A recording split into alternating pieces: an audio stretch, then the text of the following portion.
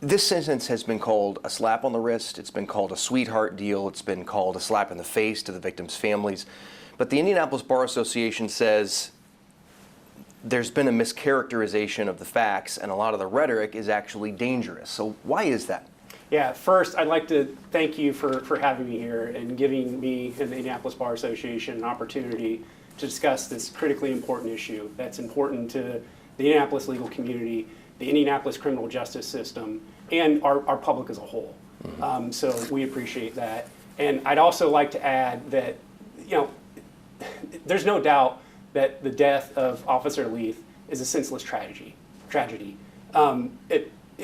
It's unfortunate, and I share the frustration that there are not greater protections for our police officers in the sentencing guidelines. They afford, the police officers are on the front line protecting our community every day, and they afford the utmost protections. They deserve the utmost protections available to keep them safe. And the Indy Bar supports any and all efforts to pursue amendments to the sentencing guidelines that would protect our officers. So you would support sentencing reform at the legislative level, perhaps additional aggravated Absolutely. Okay. Yes. And I think that had that been available, a tool to the judge in this case, it would have been a consideration that he would have had to take into account when he issued the sentence on this matter.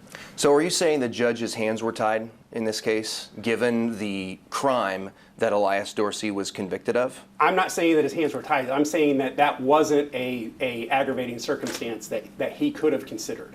Okay. So back to your original question, yeah.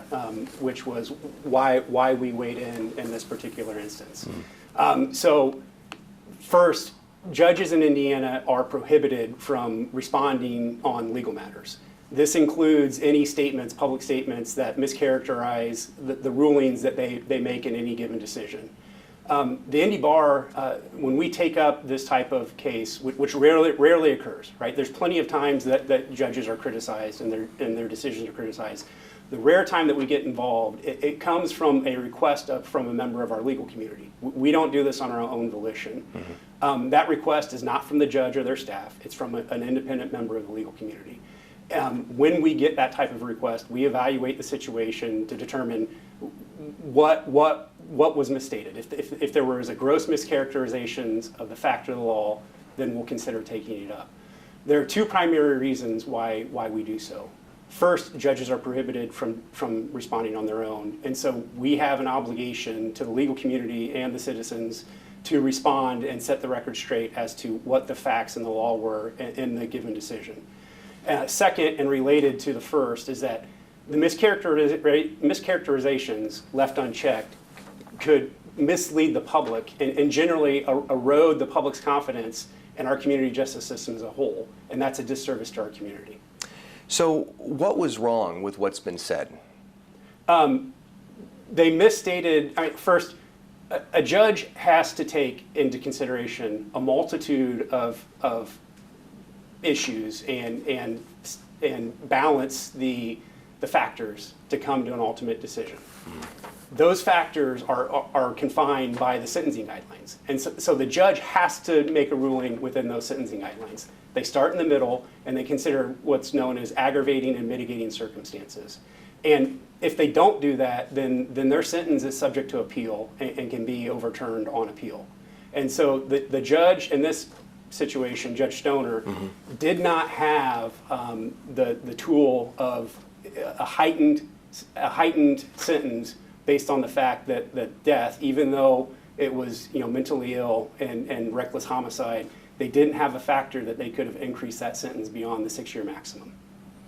Can you understand the frustration, though, that this person was convicted of trying to kill someone and got more time than the crime that he was convicted of for actually killing Officer Leith?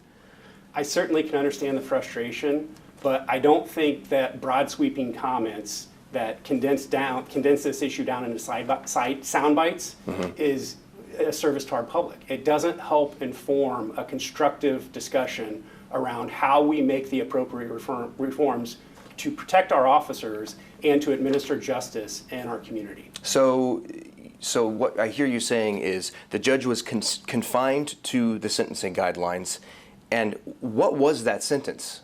It was, did he give, I mean, you start in the middle, consider mitigating, consider aggravating. Where did he end up on that spectrum? 9 months short of the six-year maximum that he could have imposed. So when people are saying he got a slap on the wrist, what's your response to that? My response to that is that there were 6 doctors that reviewed this case. That panel of doctors made a decision that this individual was mentally ill.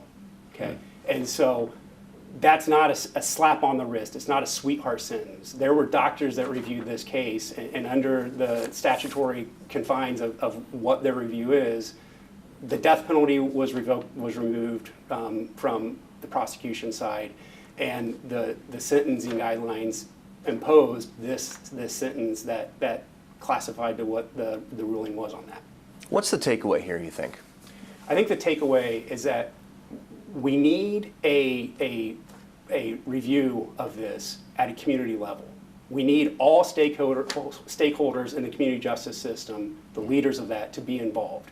That includes all the required police departments, the judges, the legislative side, the mayoral side. Everybody needs to be involved in the discussion on reforming this, and we need to have constructive criticism of the process and just a general discourse that's constructive. We can't do this in sound bites and in broad sweeping comments because it's more complicated than that.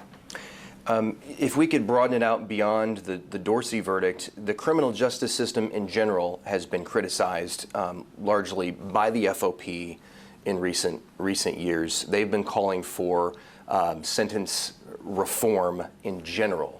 Is it the view of the Indianapolis Bar Association that, when you talk about this broader conversation, are you talking about the criminal justice system and sentencing guidelines and reform, or are you talking specifically about the Dorsey situation? I'm talking more broad about the sentencing guidelines. Okay. I think the Dorsey situation is just one case, right? It's a symptom of the larger issue, and we would support addressing the real issues that the FOP and others have with the sentencing guidelines. Okay. I'll ask you to take your attorney hat off, your Indianapolis Bar Association hat off, and when you take a look at crime in this community, and we've reported people who go into jail and get out and repeat offenders. It seems as though that keeps happening. The recidivism rate. Are you frustrated by that? I mean, or is that blown out of proportion, do you think? So it's certainly frustrating. I'm not a criminal justice expert, right? Like I took one criminal justice class in college. I understand recidivism. I understand the concern. It's an issue that needs to be addressed, but again, it requires the stakeholders, the leaders in this community having constructive recourse and discussing that and building solutions. And I think that attacking the judiciary individually, at large, calling for the public to vote out all of the judges that are up for retention, it's just not constructive.